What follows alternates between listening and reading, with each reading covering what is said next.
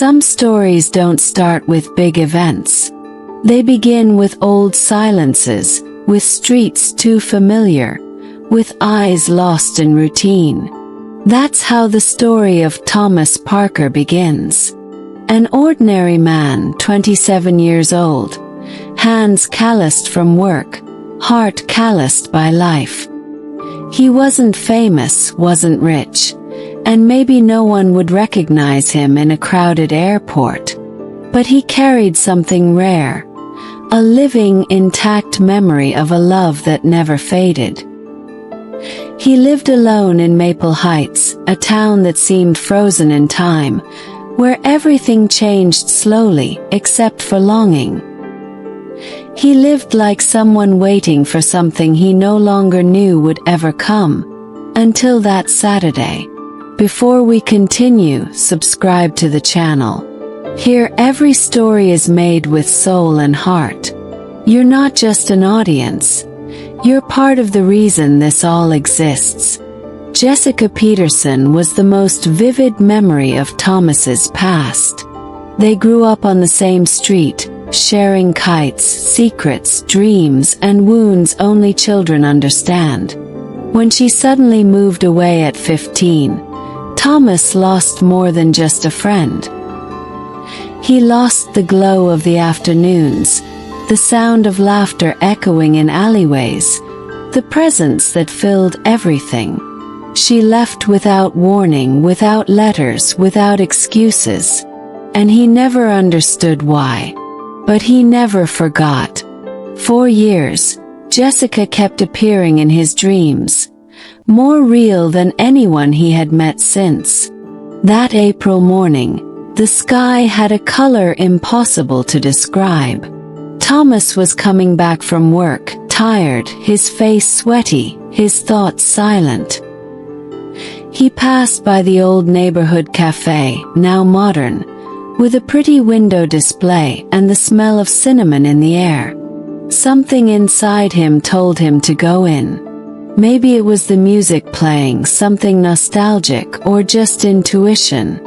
And there, sitting alone by the window, with a book in her hands and shorter hair, was her, Jessica. More mature, more serene, but unmistakable. Their eyes met, and for a moment time stopped, like in an old film someone rewinds just to relive a scene. Jessica looked up and recognized him instantly. She smiled, a smile that tore time in two. He walked toward her like someone returning home. The hug was long, silent. Neither of them knew what to say, but they knew they were exactly where they were meant to be. For a few minutes, they just breathed together, as if their lungs were also reuniting. The world around them disappeared. The sounds, the smells, the worries. Nothing mattered except that moment. The past returned in waves. Summers in the sunflower field, rain showers, fears confessed in the dark. As they talked, Thomas learned that Jessica had returned to Maple Heights for a short time. Her mother had recently passed, and she needed to take care of a few final matters before leaving for Italy, where she worked as a children's book illustrator. Despite the time and distance, their conversation flowed as if it had only paused yesterday. Thomas hardly spoke. He just listened. She told stories about airports, publishers, exhibitions, while he absorbed every word like someone trying to memorize the sound of a voice to never forget it. But there was something different in her eyes. Something he couldn't decipher. It was already night when they walked together down the street where they had grown up. The nostalgia was almost physical. The old lamp posts, the porch with a rusty swing, the lit windows of the house where he still lived. As they said goodbye, she held his hand longer than necessary. "You never really left here, did you?" she asked. He smiled. "Actually, I was just waiting for you to come back." She bit her lower lip, the same gesture from childhood. Then she said, "Meet me tomorrow, at the sunflower field?" He nodded. And even though he turned around and walked away, something inside him was already running among those yellow flowers. That night, Thomas could hardly sleep. He replayed every gesture, every word. The touch of her hands, the sound of her voice, the eyes that seemed to have returned with some kind of urgency. Something he couldn't explain but felt deep in his chest, like a heartbeat out of rhythm. He stared at the ceiling as if searching for answers in the shadows. And even without knowing what was coming, he knew one thing. Life had just turned a corner. And on the other side was Jessica. The next day, Thomas woke up before the sun.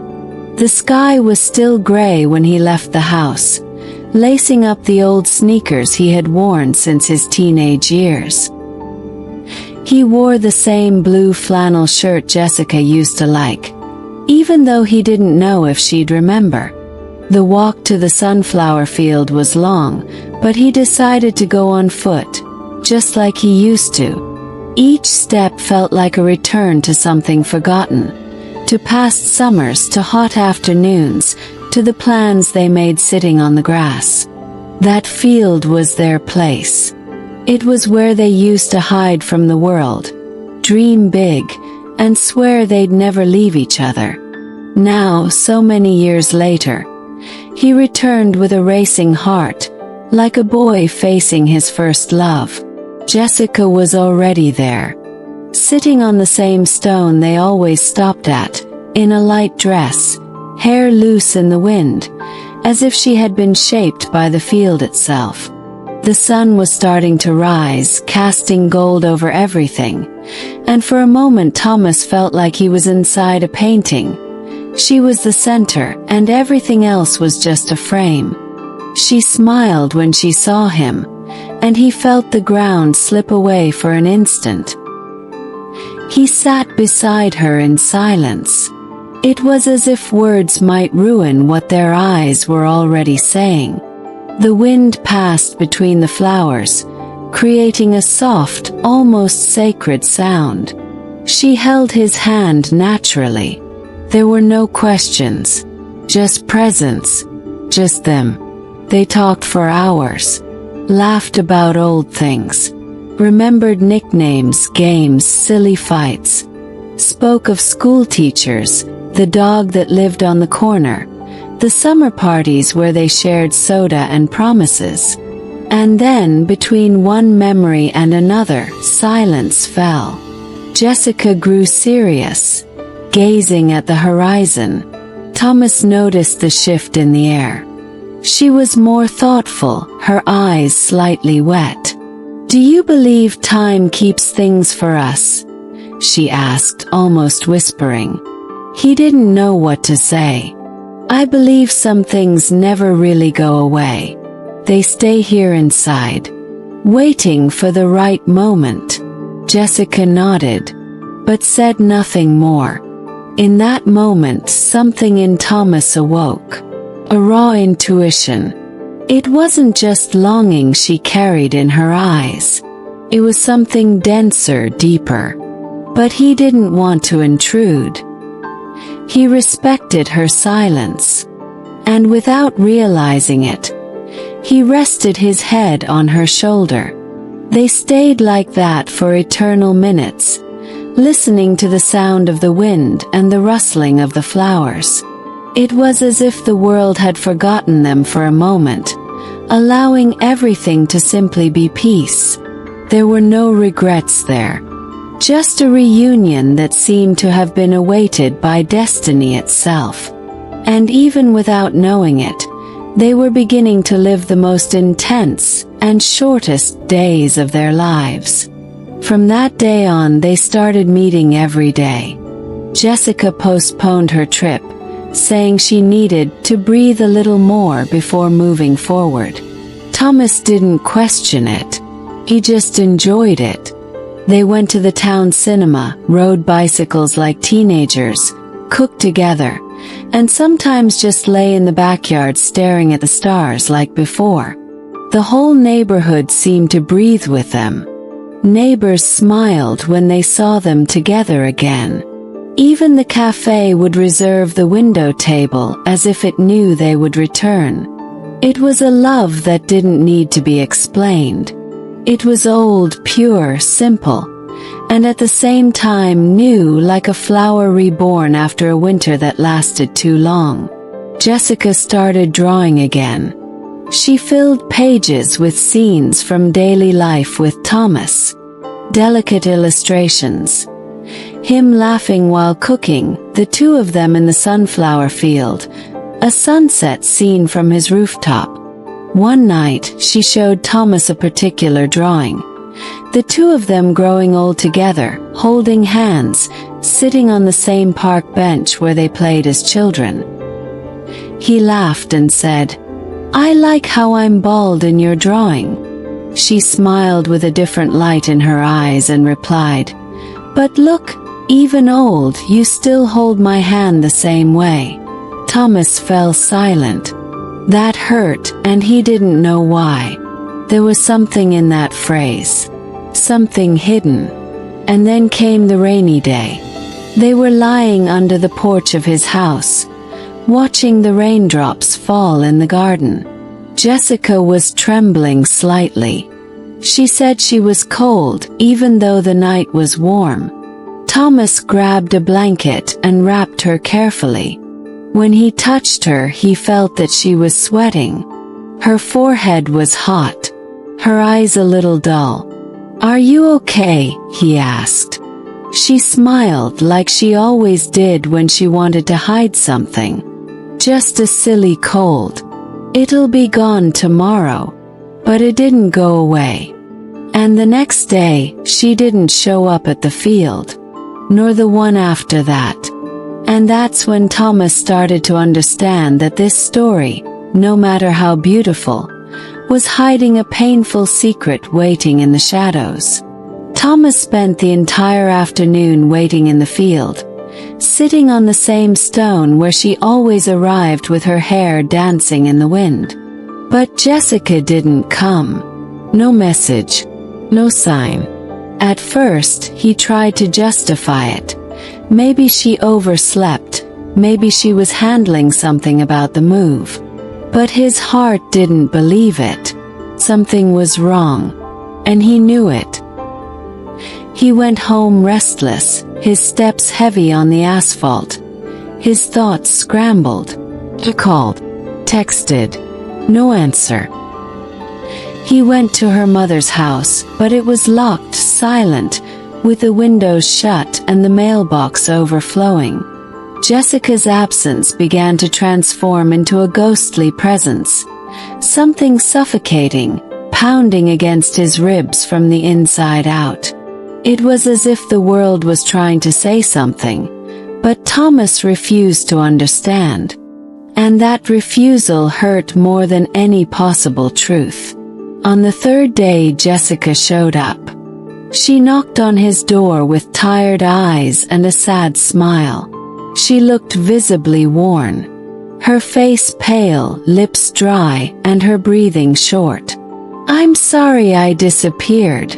I just needed some time." He didn't ask. He simply pulled her inside and hugged her. It was a different hug. Not a reunion. Protective one. A silent desperation. He felt something in her he still didn't have a name for, but it hurt before even being explained. They sat on the couch. She stared at her hands. And then, with the weakest voice he had ever heard from her, she said, "I need to tell you something."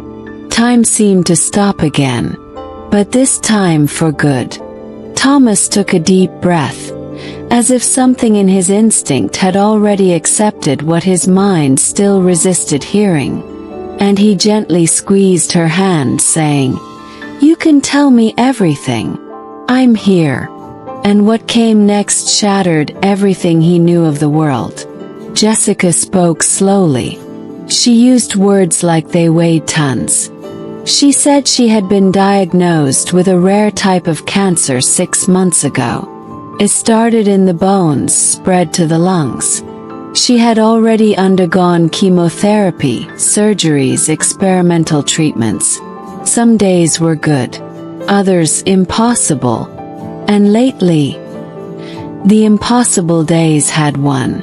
She said she didn't want him to know, didn't want him to see. She wanted him to remember her whole, light, full of life. But she couldn't leave without looking into his eyes one last time. I didn't come back because I missed the neighborhood. I came back for you, Thomas. And then she cried. Not a pretty movie cry. Human cry. Only. Gasping. With her body curled, shoulders shaking, as if every tear was tearing a piece of her soul. Thomas held her like someone holding someone on the edge of a cliff. Thomas didn't cry. Not in that moment. He just held her hands tightly, as if he could stop time from taking her. You're not going alone. That I promise you. She tried to smile but couldn't. And neither could he. The pain was a silent ocean between them. And even so, they stayed there side by side like always. As if the world hadn't just collapsed. In the days that followed, Thomas became time itself. He canceled work, organized her medications, learned to give injections, check her temperature, prepare tea just right. He walked with her to the sunflower field again, even if sometimes he had to push a wheelchair. And she laughed. She still laughed, as if each laugh was a victory over death. She would say, "If I'm going to die, let it be laughing." And he would reply, "Then you're going to live forever." The illustrations continued. Jessica drew compulsively, as if each line were a thread keeping her alive. Everyday scenes, small details. His favorite mug, shoes tossed at the door, the sunset's reflection in the bathroom mirror. Everything became art. She said it was her way of leaving something behind. And one night, she gave Thomas a black notebook with a worn leather cover. Inside, dozens of pages with their moments, handwritten in firm letters. For when I'm no longer here. So you remember that love never goes away. He turned the pages carefully, his eyes wet. It was the visual diary of their love, and of the goodbye that was approaching. And on every page, the same delicate signature in the lower corner. With love, J. As if it were an emotional will. As if love had found a way to outlive the body. Even with the growing pain, Jessica never stopped smiling. She cracked jokes, teased Thomas, said he was too slow to get things started, and that only she could come back and teach him how to love again. Sometimes the two of them would lie side by side on the living room floor, listening to music. Other times she'd fall asleep in his lap, like an exhausted child. Death hovered in the room, but was never invited, never named. It was just the invisible presence tightening time. And even so, love grew, with more intensity, more tenderness, like a stubborn flower that decides to bloom among dry stones. It was love, yes, but now it was love on a countdown. And that made everything even more precious. There was a soft urgency in everything. In the way she looked at him, in the way he touched her face, in the silence shared between one laugh and the next. Then came the night of the collapse. Jessica had a high fever, unbearable pain, trouble breathing. Thomas rushed her to the hospital. On the way, she held his hand with inhuman strength. "If I don't make it through this, "Promise me one thing," she said through groans. "Promise me you'll keep living and loving." He shook his head in desperation. "You're going to make it. You'll get better. Don't ask me that." But she insisted. "Promise me, Thomas. Because the love I left in you can't die with me." And there, under the red lights of the ambulance, the sound of tires on the wet road, and the pain in her gaze, Thomas understood. Nothing would ever be the same again. And in that moment, even as everything was falling apart, he felt he was loving for the first time, and maybe the last. Before we continue, subscribe to the channel. Yes, now. Here you don't just watch stories, you feel them. You live them. And your presence here is what turns words into emotion. So hit subscribe and stay with us, because this story is about you too. Jessica was admitted to the same hospital where her mother passed away 2 years earlier. A place already familiar with the scent of loss, with its cold-lit hallways and souls hanging from the walls. Thomas stayed with her every day, slept on hard chairs, using his folded coat as a pillow, brought flowers, chamomile tea, old stories, read letters to her even when she was asleep. He knew time was slipping away, but he refused to let the end arrive without beauty. He decorated the room with their photos, taped her drawings to the walls, and even brought the perfume she wore when they were teenagers. He tried to fool death with poetry, and for a while he almost succeeded. Even weak, Jessica was still herself. She joked with the nurses, wrote messages on the rainy window panes. One of them said, "Everything that's beautiful stays." The doctors said little, avoided eye contact, used technical terms like shields, metastasis, palliative protocol, system collapsing. But Thomas only saw her eyes, and as long as there was light in them, there was hope. Jessica no longer had illusions, but she didn't want to die far from him. She said, "I just don't want to forget the sound of your voice, the way you hold my hand, the small things." And that was everything. Love came down to details. At night, he read her favorite books aloud in a soft voice, recited poetry while she slept, shared songs through split headphones, one for each of them. Sometimes she would squeeze his hand in the middle of a song. Other times she would sigh with a half smile. Each day her body grew smaller, and to him she looked even more beautiful, more ethereal, as if the closeness of death revealed a secret beauty only love could see. There was a new tenderness in her, a silence that spoke more than any phrase. She wasn't afraid. He was, but he hid it. On a clear morning, when everyone thought she wouldn't wake up again, Jessica opened her eyes and asked to see the sunflowers. The doctors said no. It was too risky. But Thomas wouldn't accept that. He carried her in his arms, wrapped in a white blanket, placed her in the back seat of the car and drove slowly, as if the world had turned to porcelain. The city seemed to respect the farewell. When they arrived, the fields still sparkled with morning dew.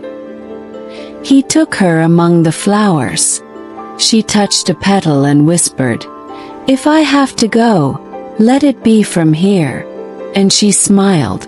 It was the smile of someone who had made peace with life, and with death. That afternoon, back at the hospital, Jessica had a flash of clarity. She asked for paper and pen. She wrote slowly, with the trembling handwriting of someone who no longer measures time. She handed the note to Thomas. It said, "Don't live in a rush. Live with poetry. And when it hurts, love more." He held that paper as if it were a map for the days without her. He read and reread it like someone trying to memorize a spell. In the days that followed, she stopped speaking, but she still smiled, still listened, still replied with her eyes. There was a silent beauty in those last moments, a peace that only complete love can leave behind. One night, Thomas woke from a nap and saw Jessica looking at him. Her eyes said everything. She raised her hand with effort, touched his face, and drew an invisible heart with her finger. Then she closed her eyes and didn't open them again. There was no alarm, no hysterical crying, just silence, a silence that was an answer, not a void. Thomas cried like someone saying goodbye to an entire world. And in that crying there was gratitude, because he knew he had loved to the very end, and had been loved until the very last second. Love hadn't died, had only changed form. At the funeral, the sunflower field filled up. People Jessica had touched with her words, her drawings, her joy. Thomas read the note aloud to everyone. Then he placed the black notebook with her illustrations on the coffin. He said, "You taught me that love doesn't die. It just changes form." And then he walked to the center of the field, lifted his face to the sky and whispered, "I will live for both of us." The wind brushed his face gently. It was the answer. And he knew she was still there, because love, real love, never goes away. Life after her felt like another planet. The colors were still there, but faded, as if someone had turned the saturation down to the minimum. Thomas came home, but didn't return to himself. The apartment walls now seemed too big, the silence deafening, and every object told a memory. The mug she drank tea from, the pillow she designed herself, the plant she insisted on caring for, even though it died every week. Everything became a sanctuary. He avoided the rooms, spent more time on the balcony, staring at the sky as if she were somewhere among the clouds. The night felt longer, and time slower. It was as if the world had stopped spinning, or only spun for others, not for him. He was frozen in the exact second she drew that invisible heart on his face. In the first days, Thomas tried to distract himself. He read entire books without knowing what he was reading, turned on the TV, let hours of useless programming roll by, wandered the neighborhood aimlessly, just to feel the wind. In every stranger's face, he searched for her eyes. Sometimes he thought he saw them for a second, and his heart raced. But it was only illusion. He smiled at no one by reflex. Even the most beautiful memory hurt like a razor. But at the same time, it was all he had. And then he decided not to run from the pain. Let himself drown. Dived into it like someone who knows that only by hitting the bottom can one resurface.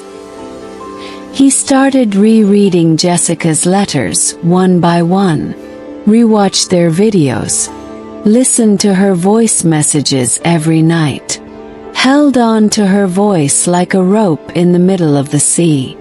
And somewhere between one tear and the next, he realized she was still there, inside him, alive in memory, alive in love. He found the black notebook on the shelf, the same one she had been drawing in since she was 16. He flipped through every page like someone reading another's soul. There were drawings he didn't remember, intimate sketches, little notes that felt like whispers. On one of the final pages, there was a phrase written in large, uneven letters. Love found me when I was no longer looking for it. Hit like a punch to the chest, like a hug and a goodbye at the same time. Thomas understood that Jessica knew. She knew her time would be short, but she also knew she had lived something immense, something that transcended chronology. So he took that notebook and began writing from the other side, on the blank pages. He wrote what he felt, wrote to her, wrote for her. It was his way of keeping the bond. And writing became a prayer, routine, redemption. Little by little, the days began to smell again. He started going out with a notebook in his backpack, as if carrying a piece of Jessica on his chest. He went to the same cafe where they used to draw, sat in the same corner. The owner, who had known them both for years, always left an extra cup on the table, out of habit or affection. One afternoon, Thomas drew a sunflower on a napkin. Without thinking, just drew. And when he noticed, he was crying again. But it was different. Calm cry like summer rain. Not of pain. Of longing mixed with gratitude. As if she were saying, "It's okay. Keep going." And he understood. Jessica hadn't left. She had become everything beautiful around him. Their love was imprinted on the world. Without realizing, Thomas started talking to people. He told parts of their story. People cried, smiled, asked to hear it again. An old man said, "That's the most beautiful thing I've ever heard about love." A young girl asked, "Can you write this in a book?" And the idea was planted. Maybe the pain wasn't just a wound. Maybe it was a seed. Jessica used to say, "Pain is the raw material of true love." And he started to believe that. He bought a new notebook, this time white. No drawings, just words. He began writing their story as if it were the last important thing to do in the world. He wrote with tears but also with smiles. And through that he began to heal. The months passed. The dates came. Her birthday was hard. The first Christmas even harder. But on each of those days, he performed a ritual. Brought flowers to the sunflower field. Read a passage of what he had written. And left a note among the flowers. Notes the wind carried away. Or someone found. One day, an elderly woman was waiting for him in the field. "Are you the letter boy?" she asked. He nodded, confused. She then showed him one of the notes. "I read this and decided to forgive my daughter after years without seeing her." And in that moment Thomas understood. Jessica's love was still working, still healing, still touching lives. That's when he created a small project. A simple website called Letters for Those Who Remain. On it, people could write letters to their lost loves. To those who passed. To those who left without explanation. Or to themselves. The site exploded. Thousands of letters. Moving stories. Silent confessions. And Thomas felt Jessica in every one of them. It was as if she whispered each text to every person. And what once was mourning became mission. What once was emptiness became a bridge. What once was pain became purpose. Love became a tool. One day a publisher reached out. Read the text. Wanted to publish them. Thomas refused. Said, "This isn't for fame. It's for healing." But the man insisted. And then Thomas accepted, with one condition: that every book sold would fund the planting of a sunflower somewhere in the world. And so the 1,000 Sunflowers Project was born, in her honor. In every city a field. In each field a sign with her phrase, "Live with poetry." And when it hurts, love more. Their story then reached the world. But not as just another romance. It was almost a prayer. A testament of a love that conquered death. Deep down, Thomas still dreamed of her. Sometimes he saw her running down the street, as in childhood days. Other times she just smiled from afar. But she always looked at him with tenderness. And he woke up in peace. Because he knew that somewhere the eyes can't see, she was still walking beside him. And with every step he took, she followed along. Not in body, but in everything that mattered. Because true love, the kind that springs from the soul, doesn't end. Simply changes form and it stays. And in that silence after absence, Thomas discovered the simplest and most profound truth of all. She was still there, and she always would be. As time passed, Thomas began speaking at events, schools, bookstores, churches, not as an author, but as someone who had seen love in its purest state, and survived to tell the tale. His talks weren't rehearsed. There was no stage. There was truth. People didn't go out of curiosity. They went out of need. They needed to believe that, even in a world cracked by loss and departures, there was still space for eternal loves. And Thomas became, unknowingly, Jessica's echo. His words carried her tone, her tenderness, the faith she always had that everything touched by love never truly disappears. Sometimes after his lectures, he would cry alone in the car. 'Cause it still hurt. But now it was a pain full of meaning. He launched a traveling project. A bus decorated with art inspired by Jessica's drawings, traveling through states planting sunflowers and sharing messages she had written. The bus was called Sun Within, as Jessica used to call people's hearts. Everyone has a sun inside. Sometimes it's just hidden by clouds, she would say. Children came to paint sunflowers. Elderly people left letters for their lost loves. Young people wrote promises to their future loves. It was more than a social action. It was a collective ritual of healing. And Thomas witnessed it with tears in his eyes. Because he knew that in some way, Jessica was there. In every restored smile, in every tear that made sense, in each flower sprouting from the ground. One day, during one of those events, a woman approached him. She was a nurse. She had cared for Jessica in her final days. She told him something he didn't know. In her last moments, when everyone thought she was sleeping deeply, Jessica whispered words. Disconnected words, but sweet. One was always the same. Wait. The woman said she didn't understand. But Thomas understood instantly. Jessica was leaving a message. A note to time. A plea for him not to give up. Keep believing. Wait. As if saying, there is still beauty.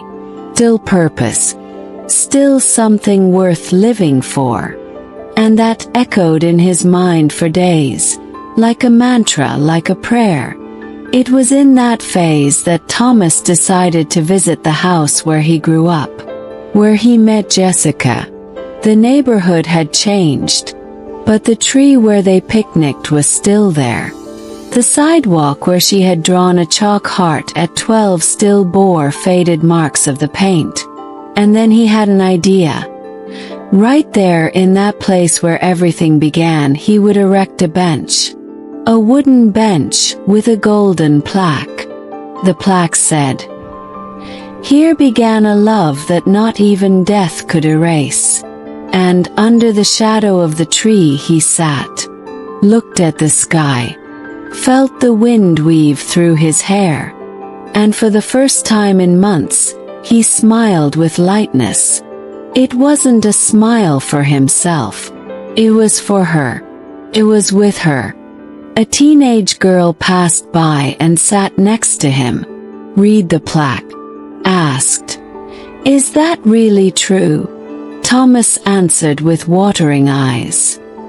"Yes. It happened right here." She smiled, said she wanted to live something like that. He wished she could, but also explained that love like that requires courage. Courage to stay when the other can no longer walk. Courage to love even knowing time is short. Courage to carry on afterward. And at that moment, he realized he was fulfilling exactly what Jessica wanted. Sowing courage, sowing love, sowing faith in the invisible. Because true love, as he now rightly knew, is made of devotion and eternity. Shortly after that encounter, he had a dream. He was in the sunflower field, but everything was golden. The sky, the flowers, the ground. And she was there. Jessica. Oh, radiant. Not as in the hospital, but as in summer days. She walked toward him, touched his face and said, "You heard me. You waited for me. And now I'm part of everything." He woke with a wet face, but not from sadness. It was a cleansing cry, not one that hurt. And then he wrote another letter. Didn't publish it. Didn't read it aloud. Just left it in the field. Buried it among the flowers. And smiled, because he felt she would receive it. In that same period, Thomas was invited to speak at a conference on grief and spirituality. In front of more than 1,000 people, he told their story. And at the end, he fell silent for several seconds. Then he said, "I lost her body, but I never lost her soul." And that is what love does. It transcends. It doesn't need physical presence to keep growing. Because true love is the only thing that grows even after death. The audience was deathly silent. Many cried.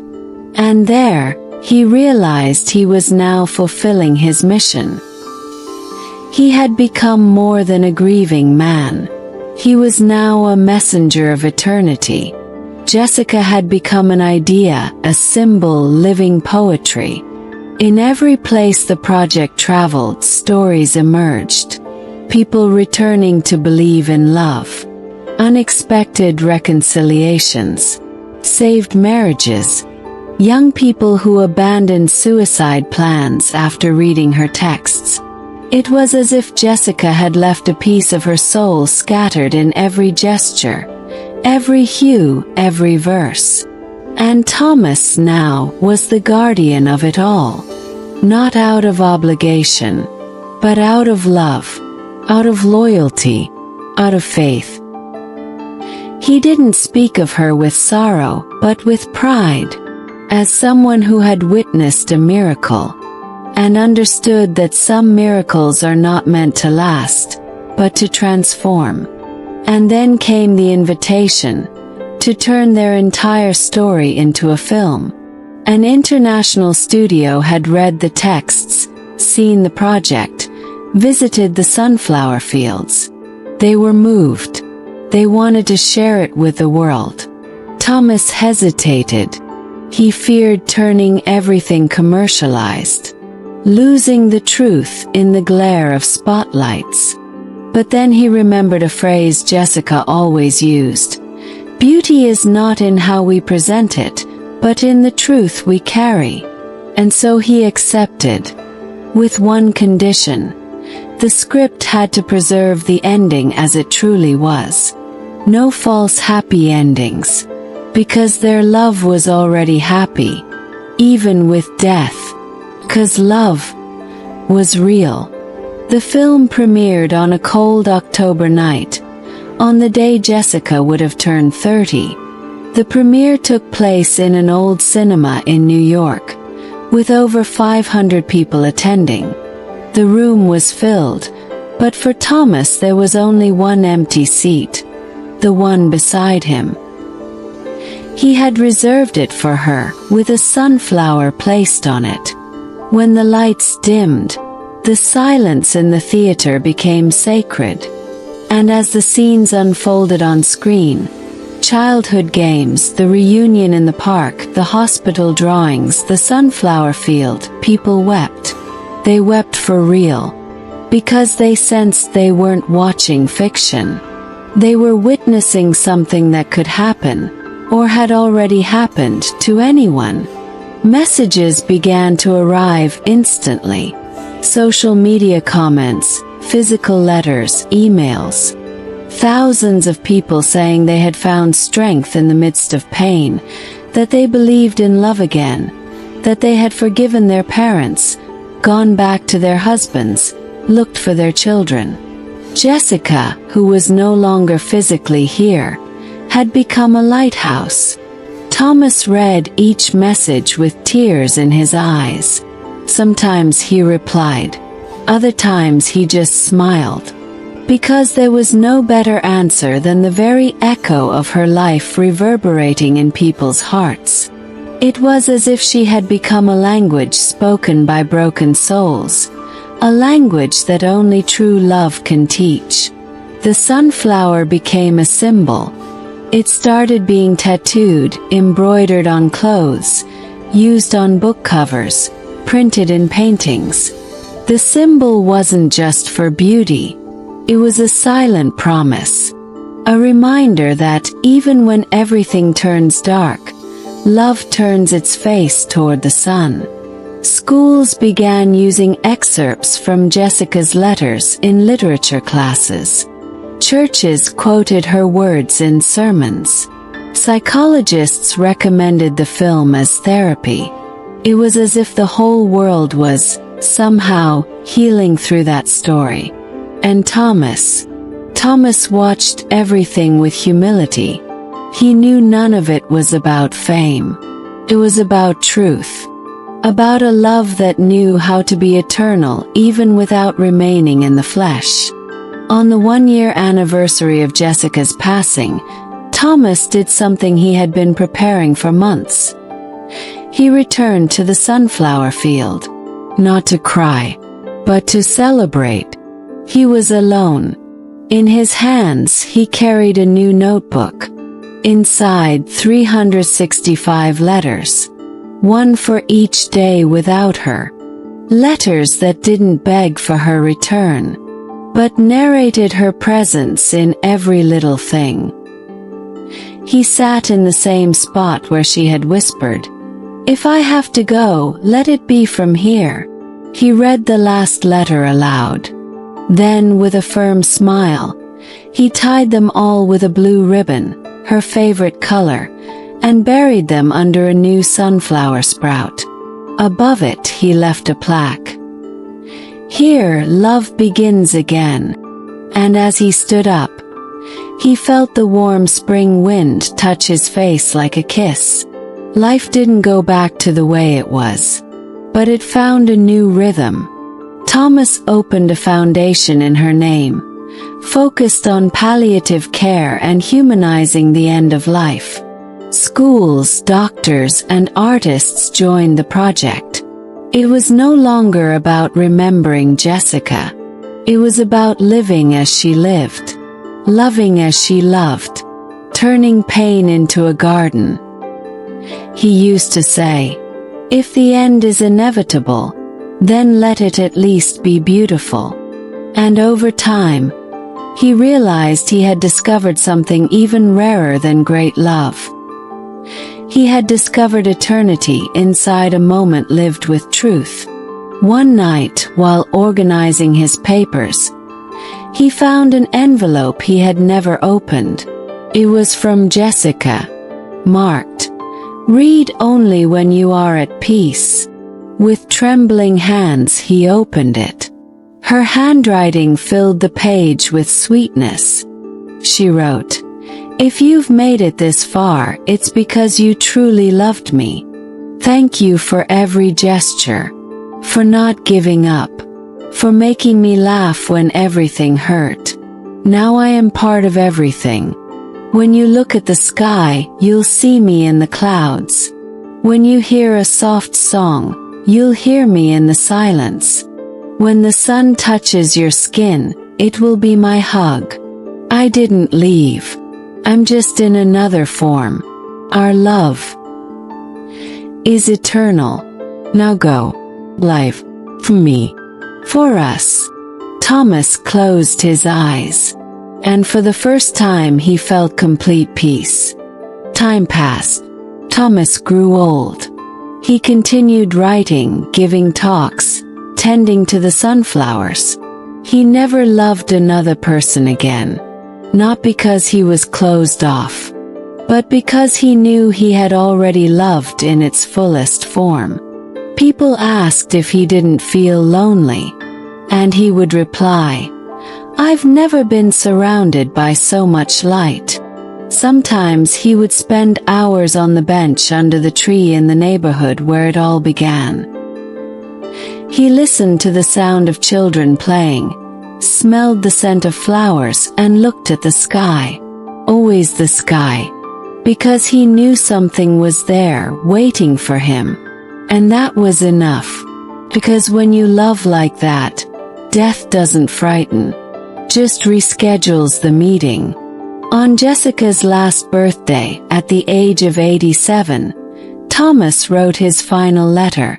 It began with, "My love," and ended with, "I'm coming." He left it under the same tree. The next day he was found right there, sitting with a gentle smile, as if he had simply fallen asleep. No pain. No loneliness. With peace. In his pocket, a paper with the same phrase she had once left on the hospital window. "Everything that is beautiful remains." And with that the cycle closed. Not with sadness, but with beauty. With the certainty that love had won. Subscribe to the channel if this story touched your heart. Because here, each story is a reminder. True love doesn't die. Transforms into light. Into flowers.